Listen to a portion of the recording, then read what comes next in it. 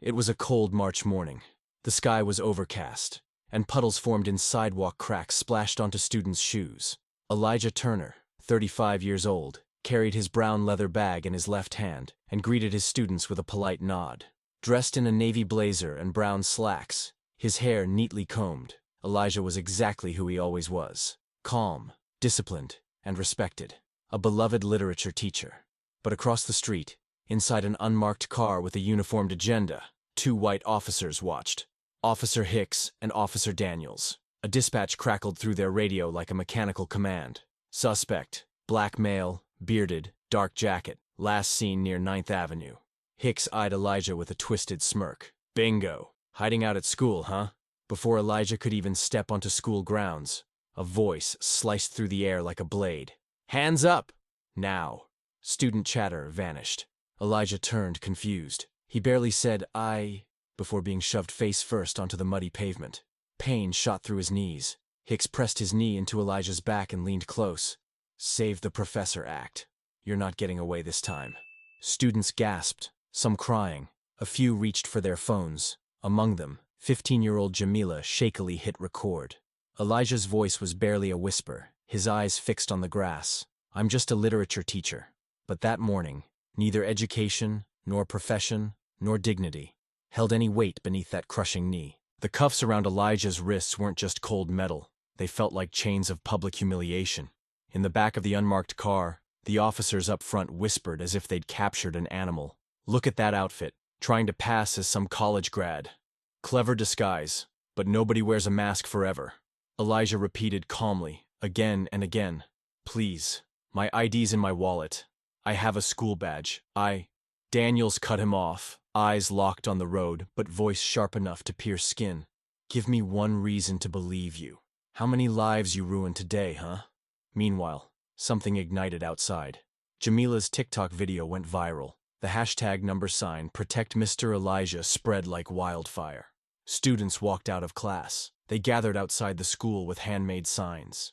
He is our teacher, they shouted. But those cries bounced off the cold, indifferent walls of the police station. Inside, Elijah remained still. His knees throbbed. His face was smeared with mud. But the real stain wasn't on him. It was in the depth of the system crushing his back. I didn't do anything wrong, he murmured. Hicks leaned in and hissed, Who said you didn't? Guys like you. Your look's all it takes. A moment later, a radio update came through. Suspect spotted in a different district. But the silence in the car swallowed the words. No one acknowledged it.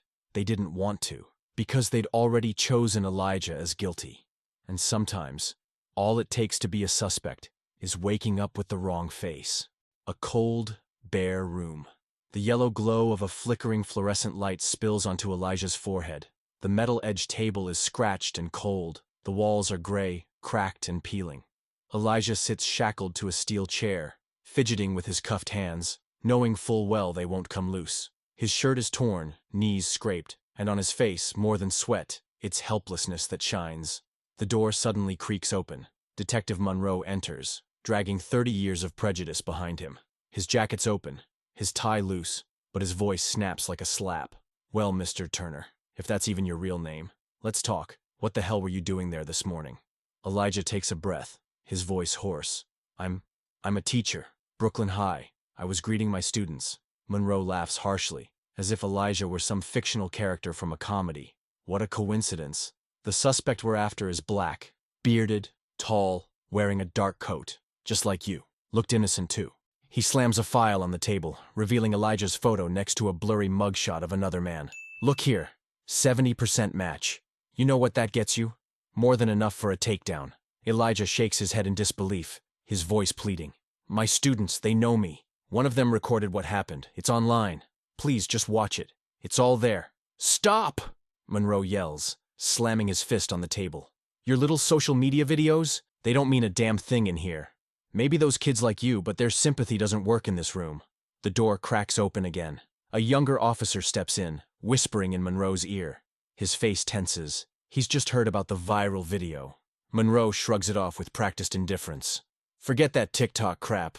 All noise. Viral for a week. Forgotten in 3 days. Elijah lowers his head. His lips move, but no sound escapes. In this room, facts don't matter. Prejudice speaks louder than truth. Monroe leans forward, eye to eye. So, here's the deal. Cooperate, or we slap you with resisting arrest and assaulting an officer. What's wrong? The teacher lost his words. The door shuts again. Elijah is left alone. The room falls silent, but his mind screams. Each breath grows heavier, and only one sentence echoes inside him. I told them I was a teacher, but my words meant nothing, because the color of my skin spoke louder. As the heavy wooden doors creak open, a solemn hush settles over the courtroom like a funeral. Elijah walks in, unchained but still staring at the floor like a guilty man. There are no familiar faces in the room. His students remain outside. Inside, a performance is about to begin. Judge Ronald Birch presides, gray-haired, hard-jawed, and cold-eyed. He's known for consistently siding with law enforcement, and his gaze before the trial even starts sends a chilling message. You're not here for justice. You're here for punishment. The prosecutor opens his folder with theatrical precision. His voice isn't tense, it's certain, as if the verdict has already been written. Ladies and gentlemen of the jury, the defendant's clothing, physical features, and the time of his presence all match the suspect's description. The fact that he didn't attempt to flee doesn't indicate innocence. It's a calculated tactic to appear guiltless. He also verbally resisted arrest, as stated clearly in the police report. Elijah's public defender is young, soft-spoken, and barely a presence. He doesn't object. He doesn't even open the file in his hands, just watches. Officer Hicks takes the stand. His uniform buttons gleam under the courtroom lights, and his voice is firm but icy. We acted based on the dispatch. The suspect matched the description physically. We asked for ID multiple times. He was uncooperative and posed a potential threat. Elijah lifts his head. He wants to say, "That's a lie," but no sound escapes. Every word he could say has already been sentenced before spoken. The prosecutor continues.